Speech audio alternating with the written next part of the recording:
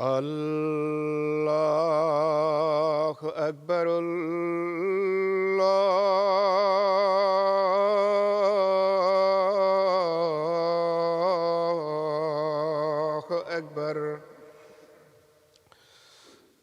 اللہ اکبر اللہ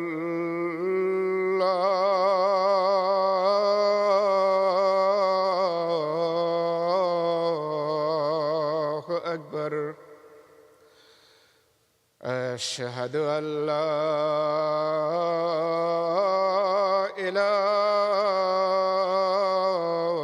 إله إلا الله أشهد أن لا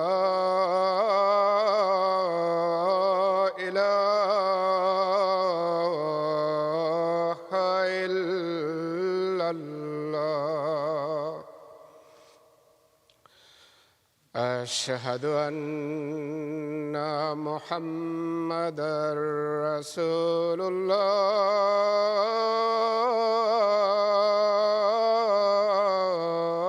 الله أشهد أن محمدًا رسول الله حي على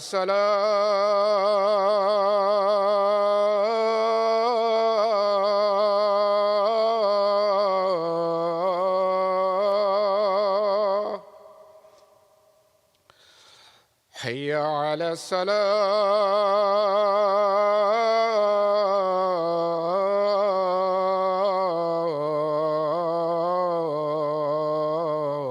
الصلاة حي على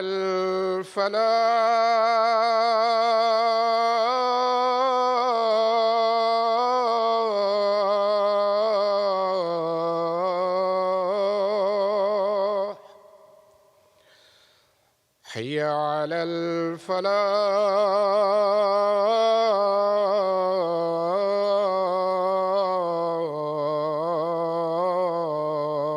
الفلاح الله أكبر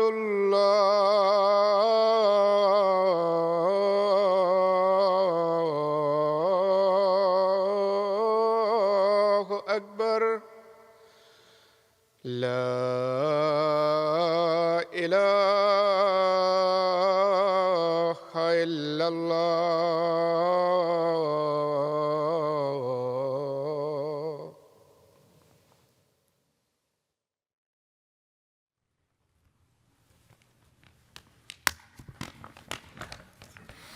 السلام علیکم ورحمۃ اللہ.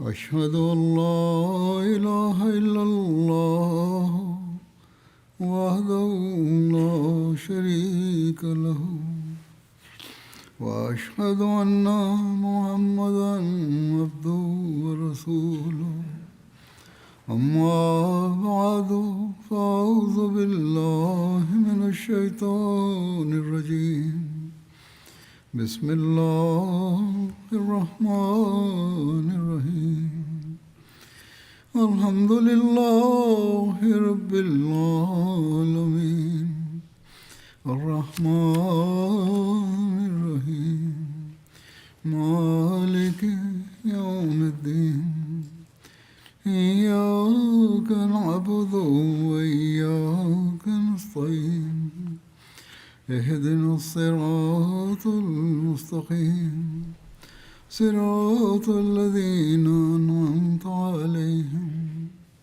غير المغضوب عليهم ولا الضالين.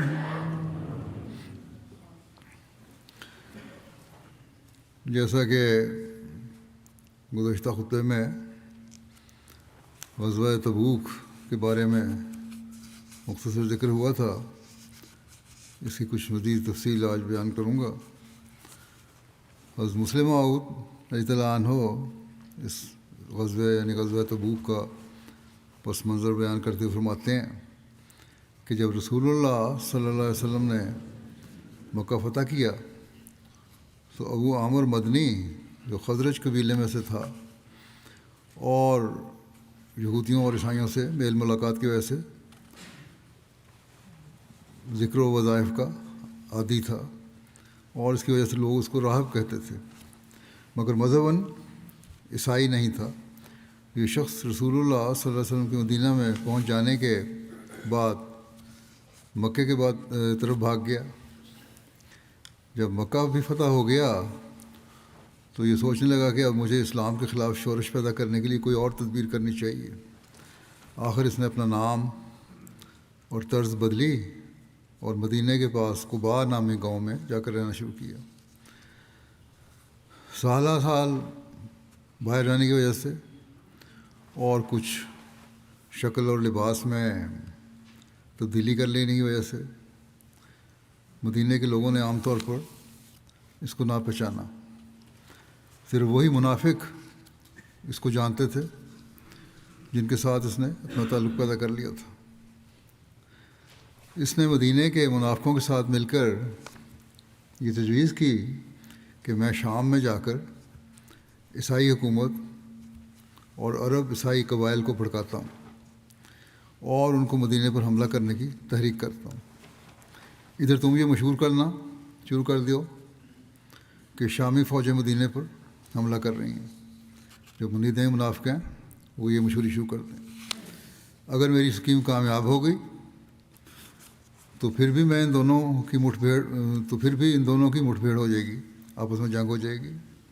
اور اگر میری اسکیم کامیاب نہ ہوئی تو ان افواہوں کی وجہ سے مسلمان شاید شام پر جا کر خود حملہ کر دیں اور اس طرح کیسر کی حکومت اور ان میں لڑائی شروع ہو جائے گی اور ہمارا کام بن جائے گا. دونوں صورتوں میں ہمیں فائدہ ہے. اس فتنہ پرداز نے یہ کہا. چنانچہ یہ تحریک کر کے یہ شخص شام کی طرف گیا اور مدینہ کے منافقوں نے روزانہ مدینہ میں یہ خبریں مشہور کرنی شروع کر دیں کہ فلاں قافلہ ہمیں ملا تھا اور اس نے یہ بتایا تھا کہ شامی لشکر مدینہ پر حملہ کرنے کی تیاری کر رہا ہے. دوسرے دن پھر کہہ دیتے تھے کہ فلاں قافلہ کے لوگ ہمیں ملے تھے اور انہوں نے کہا تھا کہ مدینہ پر شامی لشکر چڑھائی کرنے والا ہے. یہ خبریں اتنی شدت سے پھیلنی شروع ہوئیں کہ رسول اللہ صلی اللہ علیہ وسلم نے مناسب سمجھا کہ آپ اسلامی لشکر لے کر خود شامی لشکروں کے مقابلے کے لیے جائیں. یہ وقت مسلمانوں کے لیے نہایت ہی تکلیف کا وقت تھا. قحط کا سال تھا. پچھلے موسم میں غلہ اور پھل کم پیدا ہوا تھا اور اس موسم کی اجناس ابھی پیدا نہیں ہوئی تھی، فصل کبھی کٹی نہیں تھی. ستمبر کا آخر یا اکتوبر کا شروع تھا جب آپ اس مہم کے لیے روانہ ہوئے. منافق تو جانتے تھے کہ یہ سب شرارت ہے اور یہ کہ انہوں نے یہ سب چالاکی اس لیے کی ہے کہ اگر شامی لشکر حملہ آور نہ ہوا تو مسلمان خود شامیوں سے جا لڑیں اور اس طرح تباہ ہو جائے. موتا کی جنگ کے حالات ان کے سامنے تھے. اس وقت مسلمانوں کو اتنے بڑے لشکر کا سامنا کرنا پڑا تھا کہ وہ بہت کچھ نقصان اٹھا کر وہ مشکل بچے تھے.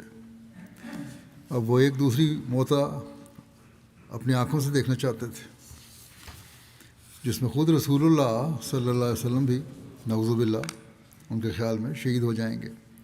اس لیے ایک طرف تو منافق روزانہ یہ خبریں پھیلاتے تھے کہ فلاں ذریعہ سے ہمیں معلوم ہوا ہے کہ دشمن حملہ کرنے والا ہے، فلاں ذریعے سے معلوم ہوا ہے کہ شامی فوجیں آ رہی ہیں، اور دوسری طرف لوگوں کو ڈرا رہے تھے کہ اتنے بڑے لشکر کا مقابلہ آسان نہیں، تمہیں جنگ کے لیے نہیں جانا چاہیے۔ ان کارروائیوں سے ان کی غرض یہ تھی کہ مسلمان شام پر حملہ کرنے کے لیے جائیں تو صحیح، لیکن جہاں تک ہو سکے کم سے کم تعداد میں جائیں تاکہ ان کی شکست زیادہ سے زیادہ یقینی ہو جائے۔ تھوڑے ہوں گے، شکست یقینی ہو جائے گی۔ بہرحال آمدہ خبروں کے پیش نظر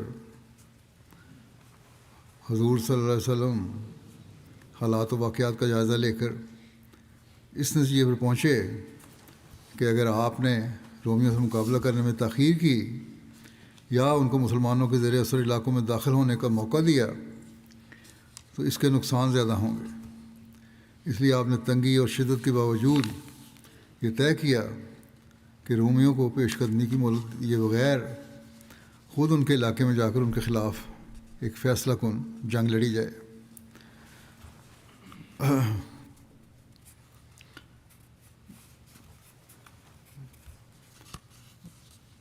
حضرت مسلم موعود نے اس کو ایک جگہ اور بیان اس طرح فرمایا ہے کہ رسول کریم صلی اللہ علیہ وسلم کو یہ افواہیں پہنچیں تو آپ نے حکم دیا کہ بجائے اس کے کہ رومی ہم پر چڑھائیں اور حملہ کر دیں، ہمیں چاہیے کہ سرحد پر ہی جا کر ان کو روکیں۔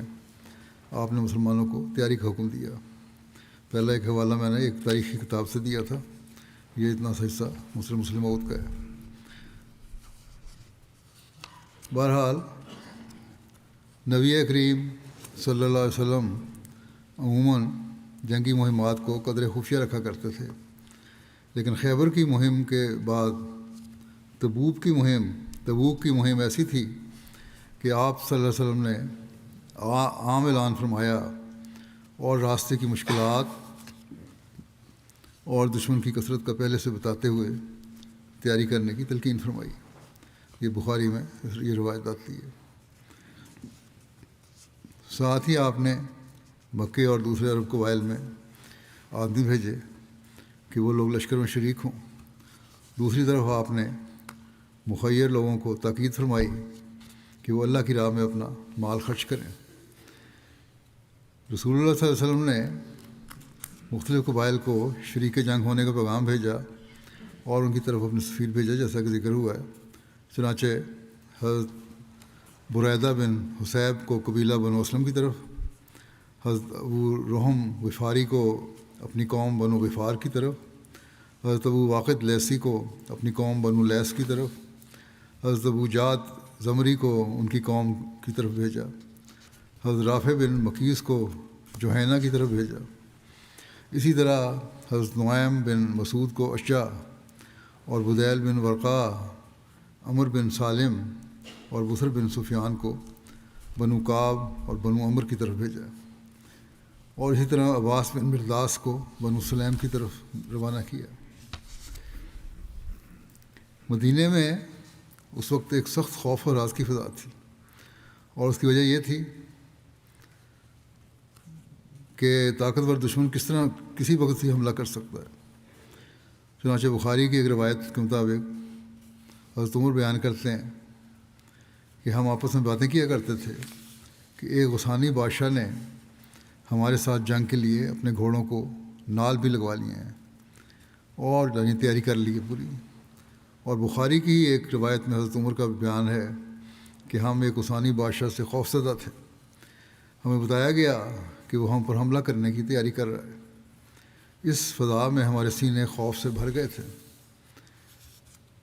بہرحال اس کے باوجود صحابہ کا تیاری اور مالی قربانی کا جو ایمان افروز مظاہرہ ہے وہ بھی دیکھنے میں آیا۔ اس کی تفصیل میں لکھا ہے، اس خوف و ہراس کے ساتھ ساتھ مدینے کو اس وقت سخت قحط سالی کا سامنا تھا اور فصلیں اور پھل پکنے کو تھے۔ اس قحط سالی میں لوگ اپنی فصلیں سمیٹنے کی فکر اور تیاری میں تھے کہ جہاد پر نکلنے کا اعلان ہو گیا۔ پھر شدید گرمی کا موسم اور سینکڑوں میل کا سفر، زیادہ راہ کی تنگی اس کے علاوہ تھی۔ ان سب مسائل کے ہوتے ہوئے حضرت صلی اللہ علیہ وسلم کی طرف سے جب جہاد پر جانے کا اعلان ہوا تو اخلاص و وفا کے پیکر جانثار اپنی تیار فصلوں اور پکے ہوئے پھلوں کو چھوڑ کر سفر کی تیاری کرنے لگے۔ گو کہ اتنے لمبے سفر کی تیاری ان مخلص لوگ لیکن غریب صحابہ کے لیے کوئی آسان کام نہیں تھا، اور حضرت صلی اللہ علیہ وسلم بھی مشکلات کی ان گھڑیوں سے بخوبی آگاہ تھے۔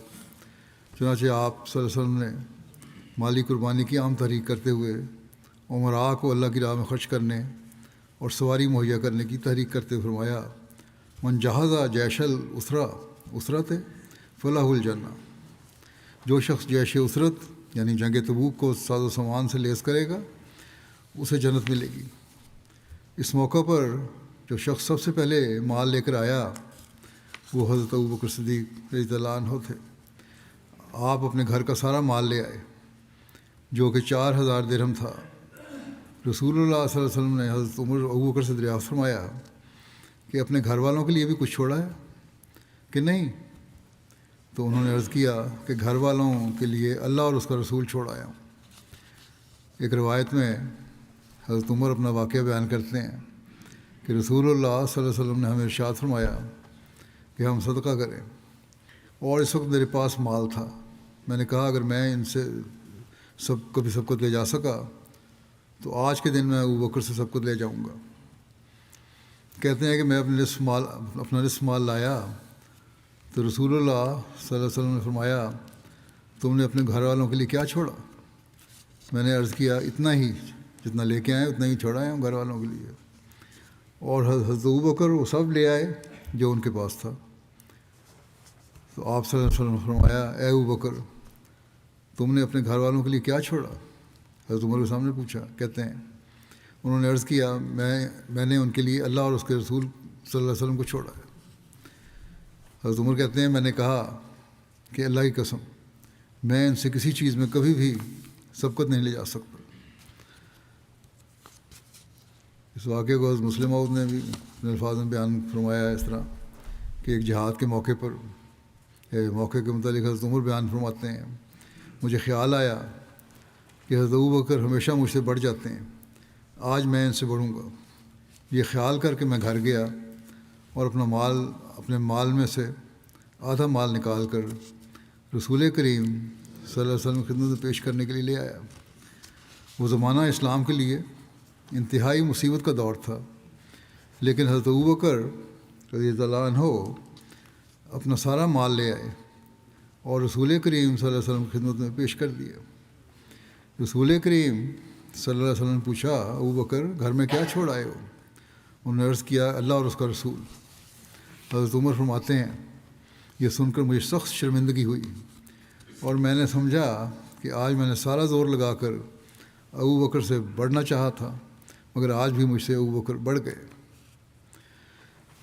حضرت عثمان کی مالی قربانی کے متعلق ایک روایت میں ہے کہ حضرت عبد الرحمن بن خباب نے اس کو بیان کیا ہے کہ میں نبی کریم صلی اللہ علیہ وسلم کے پاس حاضر تھا اور آپ اسرا کے لشکر کے بارے میں تحریک فرما رہے تھے، تو حضرت عثمان بن عفان کھڑے ہوئے، عرض کیا یا رسول اللہ صلی اللہ علیہ وسلم میرے ذمہ 100 اونٹ ان کے پالانوں اور کجاووں سمیت اللہ کے راستے میں ہیں۔ پھر آپ صلی اللہ علیہ وسلم نے لشکر کے بارے میں تحریک فرمائی تو حضرت عثمان بن عفان پھر دوبارہ کھڑے ہوئے، عرض کیا یا رسول اللہ صلی اللہ علیہ وسلم میرے ذمہ 200 اونٹ ان کے پالانوں اور کجاووں سمیت اللہ کے راستے میں۔ پھر آپ صلی اللہ علیہ وسلم نے لشکر کے بارے میں دوبارہ تحریک فرمائی۔ اس بہت سننے کے باوجود تو حضرت عثمان بن عفان کھڑے ہوئے اور عرض کیا یا رسول اللہ صلی اللہ علیہ وسلم میرے ذمہ 300 اونٹ ان کے پالانوں اور کجاووں سمیت اللہ کے راہ میں راستے میں ہیں۔ میں نے رسول اللہ صلی اللہ علیہ وسلم کو دیکھا کہ آپ ممبر سے اتر رہے تھے اور آپ فرما رہے ہیں کہ ما علی عثمانہ ما عمل بعد ھذی، ما علی عثمانہ ما عمل بعد ھذی، عثمان پر کوئی گرفت نہیں جو بھی اس نے اس کے بعد کیا، عثمان پر کوئی گرفت نہیں جو بھی اس نے اس کے بعد کیا۔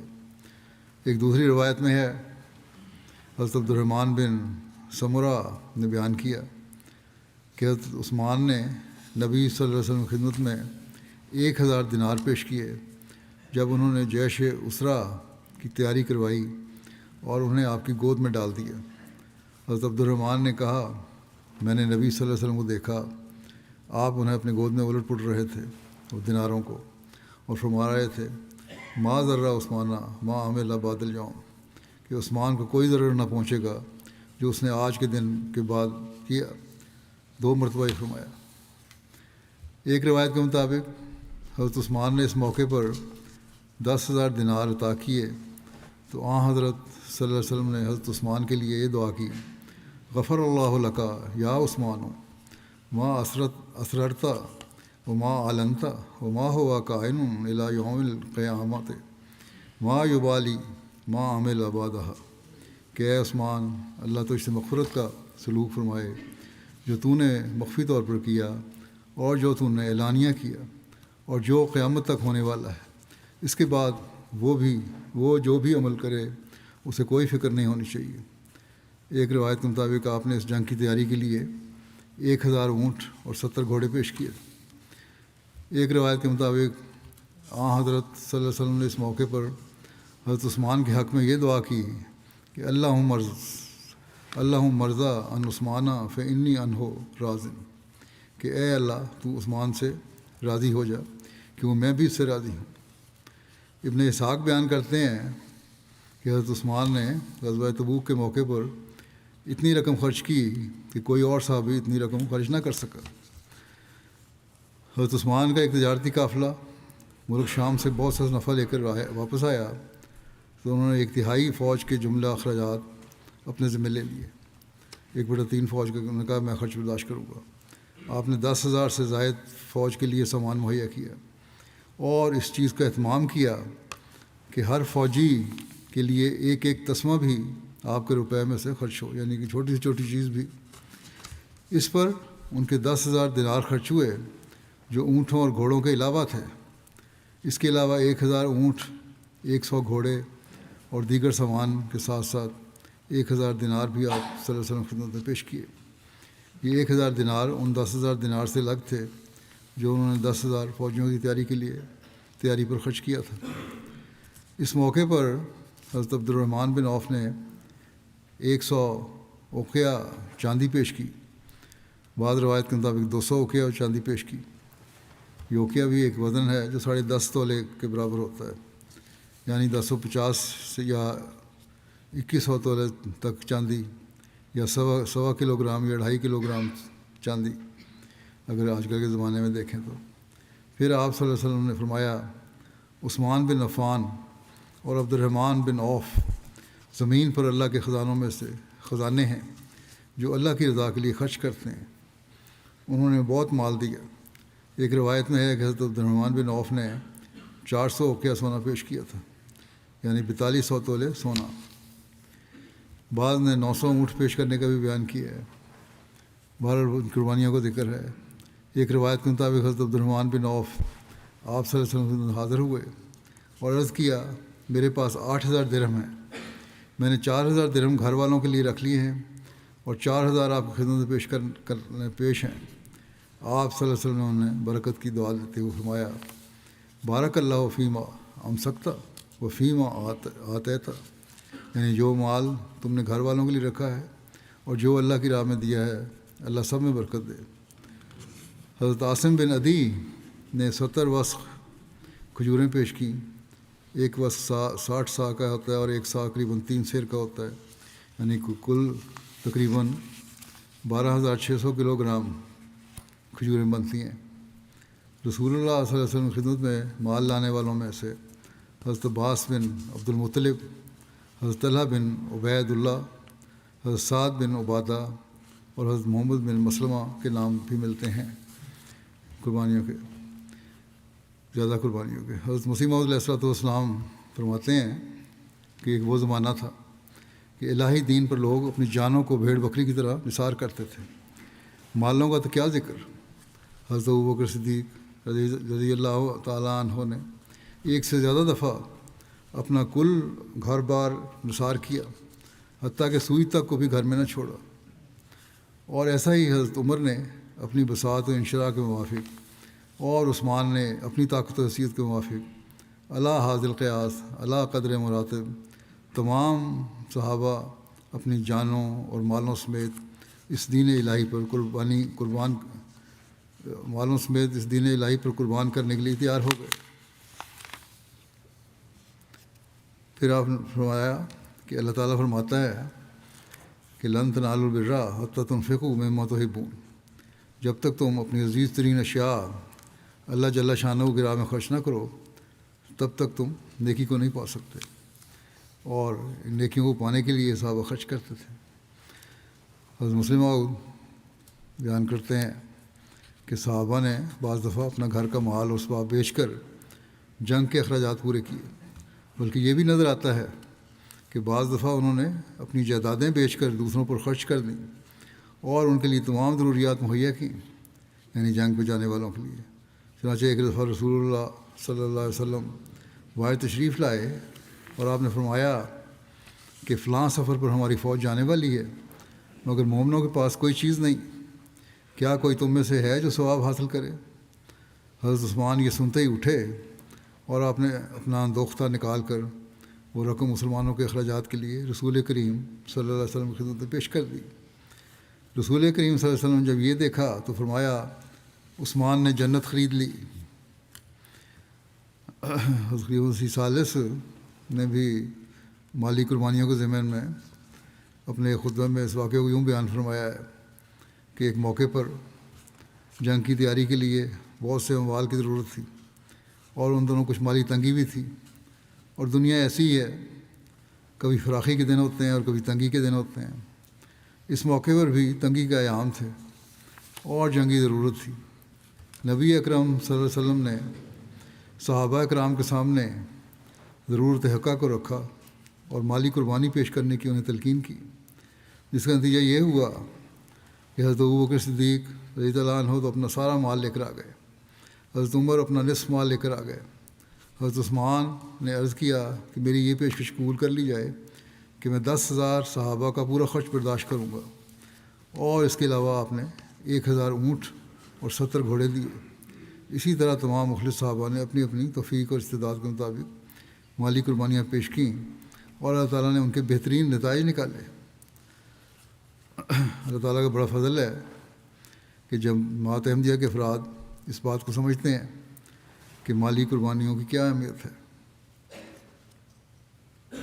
اکثر واقعات میں بیان کرتا ہوں، بعض لوگ حقیقت میں اپنے پاس جو کچھ ہو وہ قربان کر دیتے ہیں، امراء کو بھی، صاحب حیثیت لوگوں کو بھی۔ حضرت ابوبکر، حضرت عمر اور حضرت عثمان کے نمونے سامنے رکھنے چاہیے اور پھر اپنے قربانیوں کے معیار کو بڑھانا چاہیے۔ غریب اور اوسط درجے کے تو باقی قربانیاں کر رہے ہوتے ہیں۔ اللہ تعالیٰ کے فضل سے بہت سے امراء ایسے ہیں جو اعلیٰ معیار کی قربانی کرنے والے ہیں۔ جو کمزور ہیں انہیں بھی دین کی اشاعت کے لیے آگے آنا چاہیے۔ اس زمانے میں ان کو بھی یہ موقع ہے کہ قربانیاں کریں۔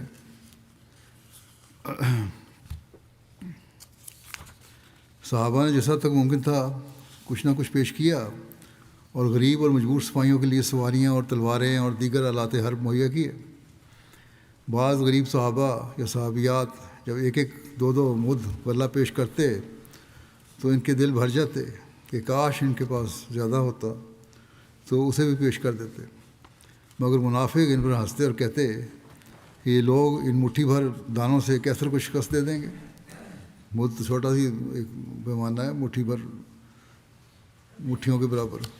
منافقین کے اس طنز کے بارے میں اللہ تعالیٰ فرماتا ہے کہ الذین یلمزون المطوعین من المؤمنین فی الصدقات والذین لا یجدون الا جہدہم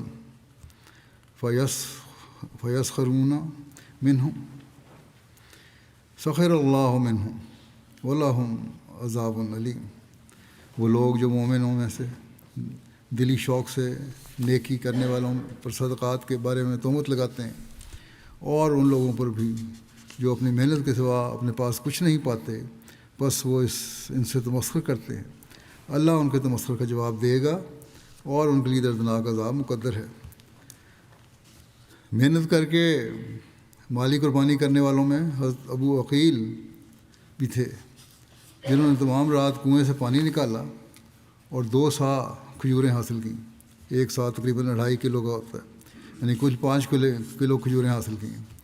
ان میں سے 1 سا اہل خانہ کے لیے رکھ لیا اور 1 سا کھجوریں لے کر رسول اللہ صلی اللہ علیہ وسلم کی خدمت میں حاضر ہو گئے.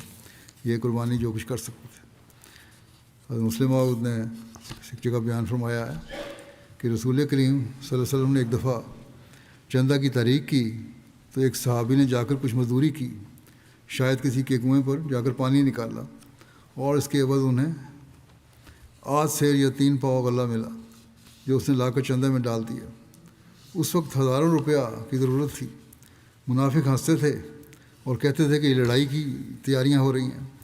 یہ جنگ تبوک کا واقعہ ہے جو رومیوں سے درپیش تھا، اور رومن حکومت اس وقت ایسی ہی تھی جیسی آج انگریزی حکومت ہے. جب مسلموں نے بیان فرمایا اس وقت انگریزوں کا بھی دنیا پہ راج تھا، اور اتنی بڑی حکومت سے لڑائی کے لیے اس صحابی نے چند مٹھی جو لا کر دیے.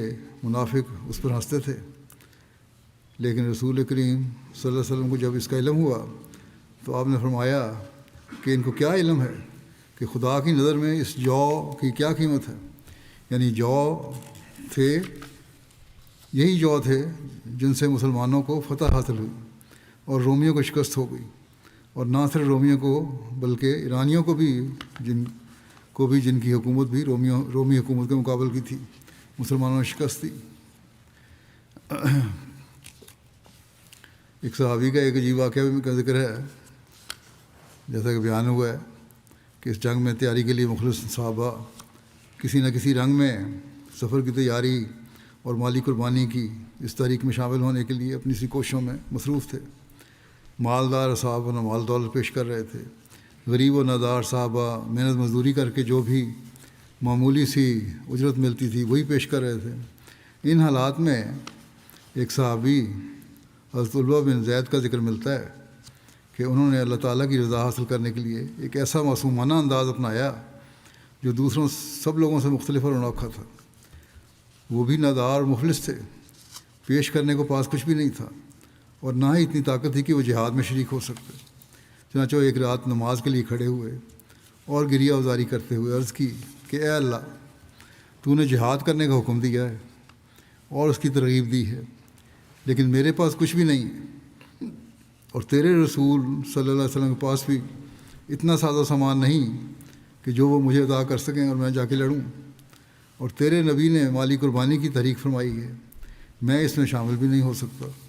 البتہ میں اپنی جان، مال اور عزت پر ہونے والے ہر ظلم و زیادتی کو معاف کر کے وہی مسلمانوں پر صدقہ کرتا ہوں. جب صبح ہوئی تو یہ دیگر صحابہ کے ساتھ نبی کریم صلی اللہ علیہ وسلم خدمت میں حاضر ہوئے.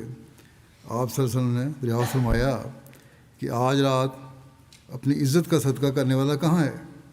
کوئی کھڑا نہیں ہوا. آپ نے پھر فرمایا لیکن کوئی کھڑا نہیں ہوا. بالآخر حضرت علوہ کھڑے ہوئے اور آپ کو ساری بات بتائی. آپ صلی اللہ علیہ وسلم نے فرمایا ابشر فوالذی نفسی بیدہ لقد کتبت فی الزکوٰۃ المتقبلہ، خوش ہو جاؤ، مجھے اس ذات کی قسم ہے جس کے ہاتھ میں میری جان ہے، تم ان لوگوں میں لکھ دیے گئے ہو جن کا صدقہ قبول کیا گیا ہے. کیا خوبصورت اور انوکھا اخلاص اور قربانی کا جذبہ ہے. اور اللہ تعالیٰ جو دلوں کا حال جانتا ہے اور اس کو سب حالات کا علم ہے، اس نے بھی ان کا یہ جذبہ قبول کیا اور اس کی اطلاع بھی رسول اللہ صلی اللہ علیہ وسلم کو دی. عورتیں بھی اس موقع پر پیچھے نہیں رہیں. انہوں نے اس جنگ کی تیاری کے لیے اپنے زیورات پیش کر دیے. چنانچہ حضرت ام سنان اسلمیہ بیان کرتی ہیں، میں نے حضرت عائشہ کے گھر میں رسول اللہ صلی اللہ علیہ وسلم کے سامنے ایک کپڑا بچھا ہوا دیکھا جس میں خوشبو، بازو بند، کنگن، کانٹے، انگوٹھیاں اور پازیبیں بھی تھیں. یہ سب عورتوں نے مسلمانوں کے جہاد کی تیاری کے لیے دی تھی. بہرحال ایک طرف تو مخلصین اور مومنین کا حال یہ تھا، اور دوسری طرف اس موقع پر منافقین نے بھی اپنا پورا زور لگایا تھا. اور ایک پہلو سے منافقین کی طرف سے یہ آخری چال اور سازش تھی، اور منافقین کو اپنی کامیابی پر پورا یقین تھا. وہ اس یقین پر قائم تھے کہ مسلمان شام کی طرف اس لمبے سفر پر روانہ ہو کر ہی رہیں گے، اور وہ اس شیطانی یقین پر بھی قائم تھے کہ نعوذ باللہ حضرت صلی اللہ علیہ وسلم مدینہ نہیں آ سکیں گے۔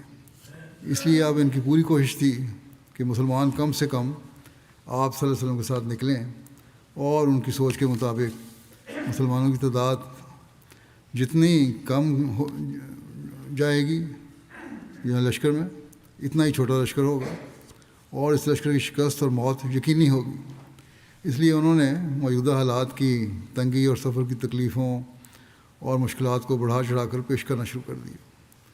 وہ مسلمانوں کو خوفزدہ کرنے لگے، مختلف بہانوں سے انہیں ورگلاتے رہے کہ وہ شامل نہ ہوں، جیسے یہ کہ اتنی شدید گرمی ہے، سفر بہت لمبا ہے، ذرائع سفر بہت محدود ہیں، مدینہ کی آبادی کا اکثریت حصہ چونکہ زراعت پیشہ تھا، ان کی فصلیں تیار تھیں اور یہ فصلیں قحط کے زمانے میں تیار ہو رہی تھیں۔ پھر وہ مدینہ میں جگہ جگہ مسلمانوں سے یہ باتیں کرتے کہ تم لوگوں کو پتہ نہیں کہ اب جس فوج سے سامنا ہوگا وہ کتنی سخت اور جنگجو ہے، ان کے ساتھ جنگ کوئی آسان کام نہیں ہے، ہم تو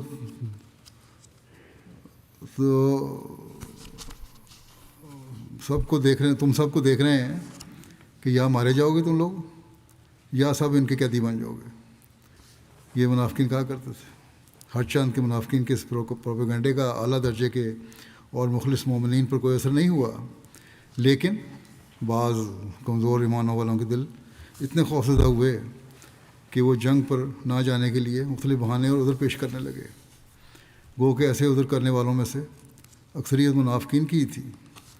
قرآن کریم نے منافقین کے اس پروپیگنڈے اور بہانوں کے ساتھ پیچھے رہنے کا ذکر اس طرح کیا ہے کہ فرح المخلفون بمقعدہم خلاف رسول اللہ وکرہوا ان یجاہدوا باموالہم وانفسہم فی سبیل اللہ وقالوا لا تنفروا فی الحر قل نار جہنم اشد حرا لو کانوا یفقہون فلیضحکوا قلیلا ولیبکوا کثیرا جزاء بما کانوا یکسبون۔ جہاد سے پیچھے چھوڑے ہوئے منافق اللہ کے رسول کے حکم کے خلاف چل کر اپنی جگہ بیٹھ رہنے پر بہت خوش ہیں، اور انہوں نے اپنی جانوں اور اپنے مالوں کے ساتھ جہاد کرنے کو برا سمجھا اور ایک دوسرے سے کہا تھا کہ ایسی شدید گرمی میں جنگ کے لیے اکٹھے ہو کر مت نکلو۔ تو ان سے کہہ دے کہ جہنم کی آگ اس گرمی سے زیادہ سخت ہے، کاش کہ وہ سمجھتے، بس چاہیے کہ اپنی اس فریب دہی پر وہ تھوڑا ہنسیں اور اپنے عمل کی جزا پر زیادہ روئیں۔ روایات کے مطابق یہ لوگ حضرت صلی اللہ علیہ وسلم کی خدمت میں حاضر ہوتے اور کوئی نہ کوئی عذر پیش کرتے، جہاد پر نہ جانے کے لیے اس کی اجازت طلب کرتے کہ ہم جہاد پہ نہ جائیں۔ آپ صلی اللہ علیہ وسلم ان کو اجازت دے دیتے تھے۔ 80 سے زائد ایسے تھے کہ جنہوں نے مختلف ہیلوں بہانوں سے جہاد پر نہ جانے کی اجازت حاصل کی۔ یہ ان منافقین کے علاوہ تھے جو عبداللہ بن ابی وغیرہ کے ساتھ تھے۔ اللہ تعالیٰ نے منافقین کے ان تمام بہانوں کی پردہ دری کرتے ہوئے قرآن کریم میں کھول کر بتا دیا تھا کہ ان کا پیچھے رہ جانا ان کے ایمانوں کی کمزوری کی وجہ سے ہے، اور یہ اپنے بہانوں میں جھوٹے ہیں۔ اور قرآن کریم میں جب ان کے متعلق آیات نازل ہوئیں تو آئندہ کے لیے بھی ہر ایک کو تنبیہ کر دی گئی کہ جب امام کی طرف سے کوئی تحریک یا آواز بلند ہو تو کیسے لبیک کہتے ہیں، آگے بڑھنا چاہیے، اور جیسے تیسے بھی ہو اس میں شمولیت کی حت المقدور تیاری کرنی چاہیے۔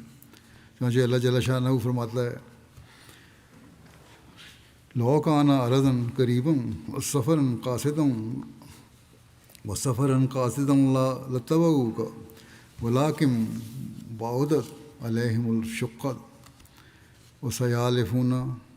وسیحلفون باللہ لو استطعنا لخرجنا معکم یہلکون انفسہم واللہ یعلم انہم لکاذبون عفی اللہ عنک لما اذنت لہم حتی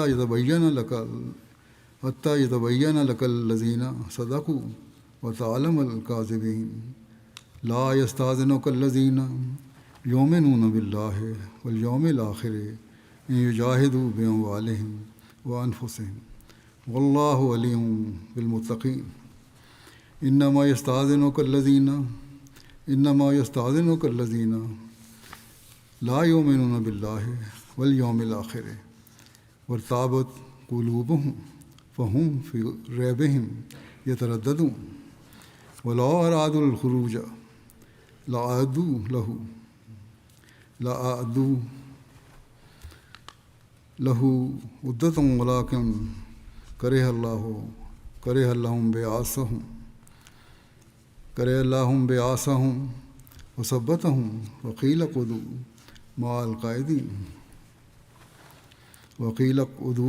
مع القاعدین لو خرجوا فیکم ما زادوکم الا خبالا ولا اوذوا خلالکم یبغونکم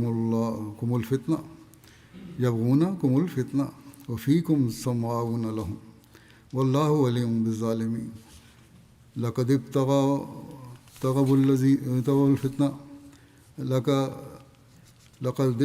الفتنة من قبل وقلبوا لك الأمور حتى جاء الحق وظهر أمر الله وهم كارهون من قبل وقلبوا لك الأمور حتى جاء الحق وظهر أمر الله وهم كارهون اگر فاصلہ نزدیک کا ہوتا اور سفر آسان ہوتا تو وہ ضرور تیرے پیچھے چلتے، لیکن مشقت اٹھانا ان سے بہت دور ہے۔ وہ ضرور اللہ کی قسمیں کھائیں گے کہ اگر ہمیں توفیق ہوتی تو ہم ضرور تمہارے ساتھ نکلتے۔ وہ اپنی ہی جانوں کو ہلاک کر رہے ہیں اور اللہ جانتا ہے کہ یہ یقیناً جھوٹے لوگ ہیں۔ اللہ تو اس سے درگزر کرے، تو نے انہیں اجازت ہی کیوں دی یہاں تک کہ ان لوگوں کا تجھے اچھی طرح پتہ لگ جاتا جو سچ کہتے تھے، اور تو جھوٹوں کو بھی پہچان لیتا۔ جو لوگ اللہ اور آخرت کے دن پر ایمان لاتے ہیں وہ تجھ سے اپنے مالوں اور اپنی جانوں کے ساتھ جہاد کرنے سے رخصت نہیں مانگتے، اور اللہ متقیوں کو خوب جانتا ہے۔ صرف وہی لوگ تجھ سے رخصت طلب کرتے ہیں جو اللہ اور آخرت کے دن پر ایمان نہیں رکھتے اور ان کے دل شک میں مبتلا ہے، اور وہ اپنے شک میں متردد پڑے ہوئے ہیں۔ اور اگر ان کا جہاد پر نکلنے کا ارادہ ہوتا تو وہ ضرور اس کی تیاری بھی کرتے، لیکن اللہ نے پسند ہی نہیں کیا کہ وہ اس اعلیٰ مقصد کے لیے اٹھ کھڑے ہوں، اور اس نے انہیں وہیں پڑا رہنے دیا، اور انہیں کہا گیا بیٹھے رہنے والوں کے ساتھ۔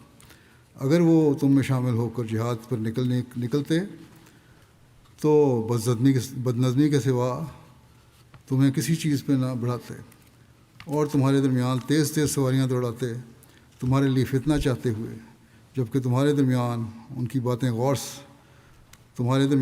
باتیں بغور سننے والے بھی ہیں، اور اللہ ظالموں کو خوب جانتا ہے۔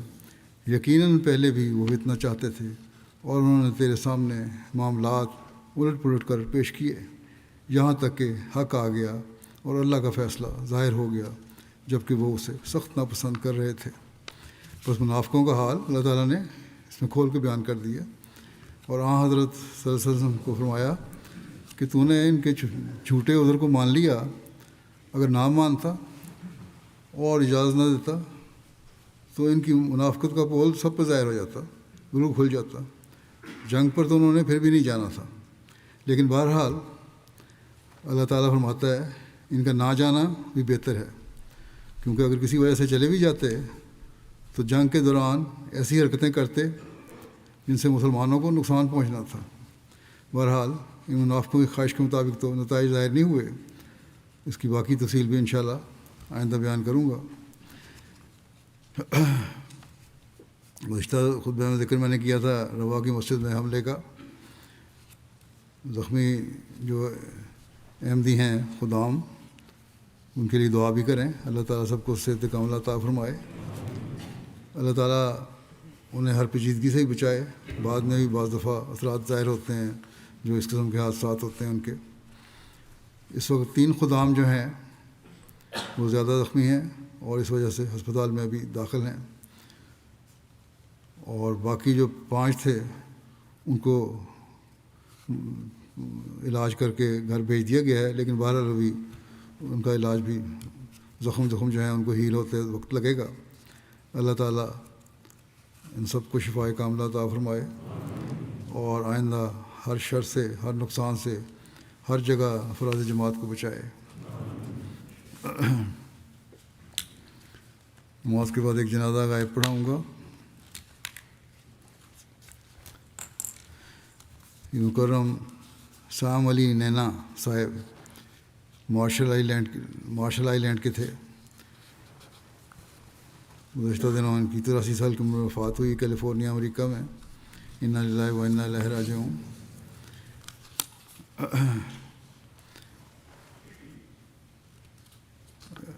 اسلام سے پہلی بار تعارف ان کا حافظ جبرائیل سعید صاحب جو ہمارے مربی سلسلہ تھے ان کی تبلیغ کے نتیجے میں ہوا 1980 کی دہائی میں، اور اس وقت اسلام انہوں نے قبول کر لیا، احمدیت قبول کر لی۔ بڑی مخالفت ہوئی لیکن بڑی استقامت کے ساتھ اپنے ایمان پر ڈٹے رہے۔ ایک سینیٹر نے پارلیمنٹ میں اسلام کے غیر قانونی کو غیر قانونی اور دہشت گردی سے وابستہ مذہب قرار دیا، تو آپ نے نہایت جرأت کے ساتھ مقامی اخبار میں پیغام دیا کہ ہم احمدی مسلمان ہیں اور ہمارا دہشت گردی سے کوئی تعلق نہیں ہے۔ آپ کا یہ جرأت مندانہ بیان جماعت کے لیے تقویت کا باعث بنا۔ اس نے تو کوشش کی تھی کہ قانون کو پاس کرائے، لیکن بہرحال آپ کی کوششوں سے نہیں ہو سکا۔ آپ مقامی معاشرے میں بااثر شخصیت کے طور پر جانے جاتے تھے۔ صلاح الدین شمس صاحب نائب امیر امریکہ کہتے ہیں کہ مجھے 5 سال تک مارشل آئی لینڈ میں کام کرنے کے لیے توفیق ملی۔ وہاں جاتا تھا کیونکہ امریکہ کے سپرد تھا یہ جزیرہ۔ سام صاحب حافظ جبرائیل صاحب کے ذریعے احمدی ہوئے تھے۔ شروع میں 4-5 گھرانے احمدی تھے اور جماعت بہت چھوٹی سی تھی، رجسٹرڈ بھی نہیں تھی، لیکن بہرحال بڑی محنت سے حافظ صاحب کی اور ان کی کوشش سے جماعت وہاں رجسٹر ہو گئی۔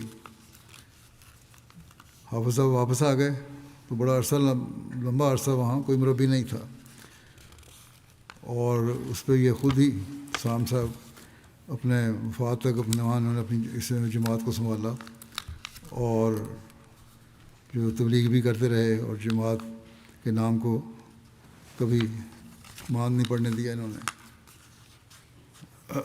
بڑی گرمجوشی سے جماعتی تعاون کرتے تھے، جب بھی یہاں سے وفد جاتا تھا مرکز سے ان کی مدد کرتے تھے، اور ہمیشہ آگے بڑھ کے انہوں نے کام کیا اور نتیجہ خیز کام کیا۔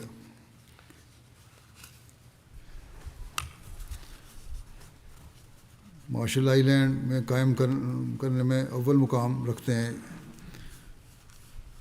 زیادہ تر نوآبائین آپ کی کوشش نتیجے میں احمدی مسلمان ہوئے تھے۔ آپ صدر جماعت بھی رہے مارشل آئی لینڈ کے۔ پھر یہ کہتے ہیں شمس صاحب کے کوسرائے میں مشن قائم کرنے گیا تو وہاں بھی سام صاحب نے مدد کی۔ ان کے کچھ دوست تھے وہ شامل ہوئے، اور وہاں اللہ کے فضل سے مشن ہاؤس خریدا گیا اور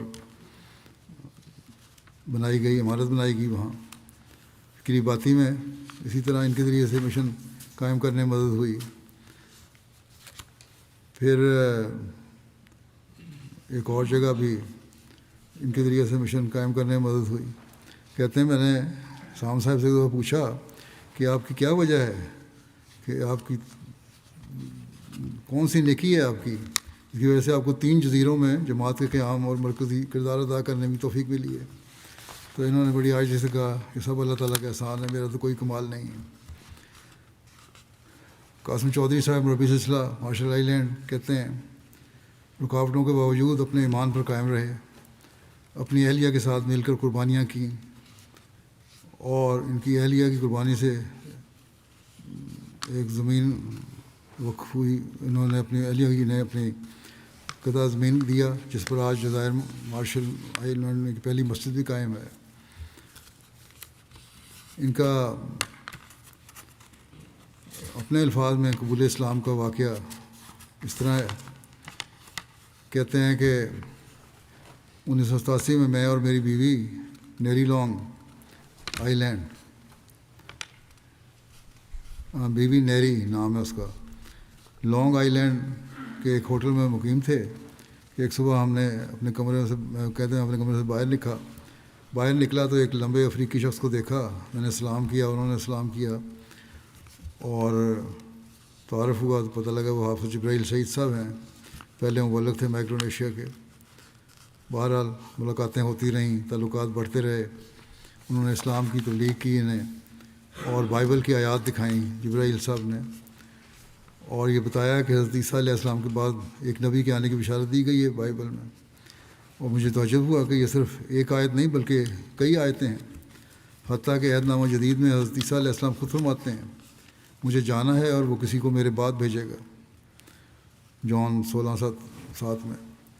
یہ وہ حقائق تھے، کہتے ہیں، جو میں نے پہلے کبھی نہیں سنے تھے، اور حافظ صاحب نے مجھے نہایت وضاحت سے بتایا، ہر بات بائبل سے بتاتے تھے، اور آخر اللہ تعالیٰ نے مجھے ہدایت دی اور حقائق کو دیکھا، میرا دل اسلام کی طرف مائل ہو گیا اور میں نے اسلام قبول کر لیا۔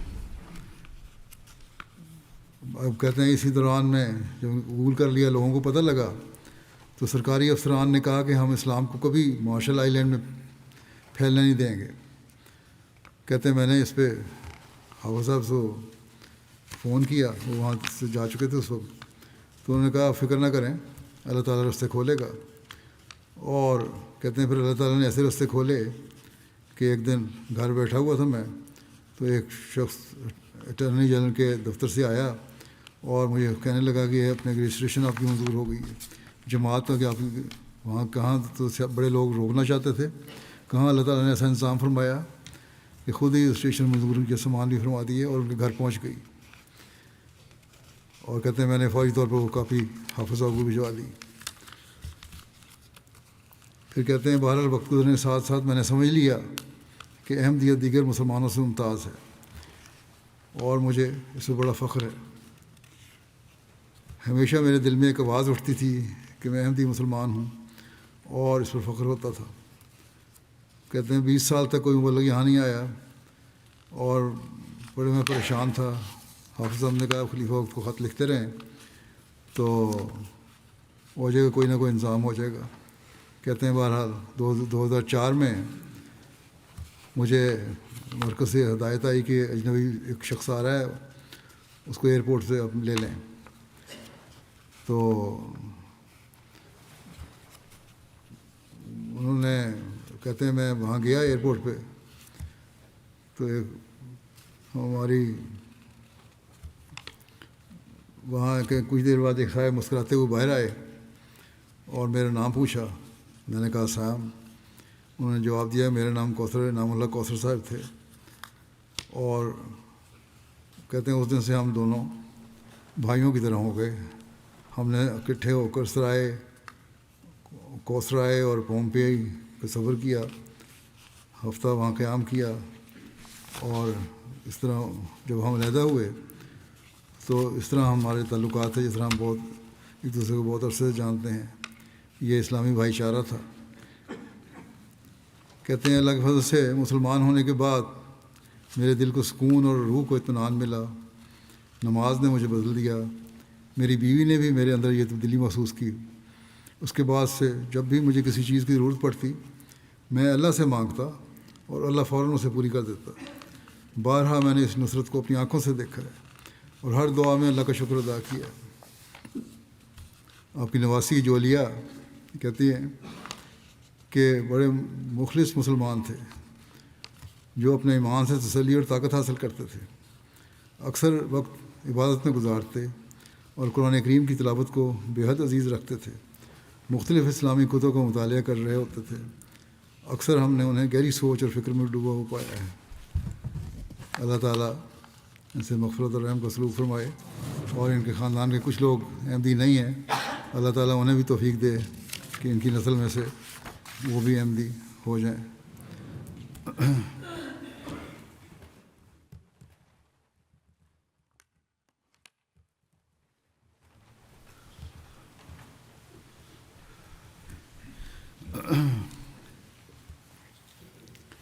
الحمد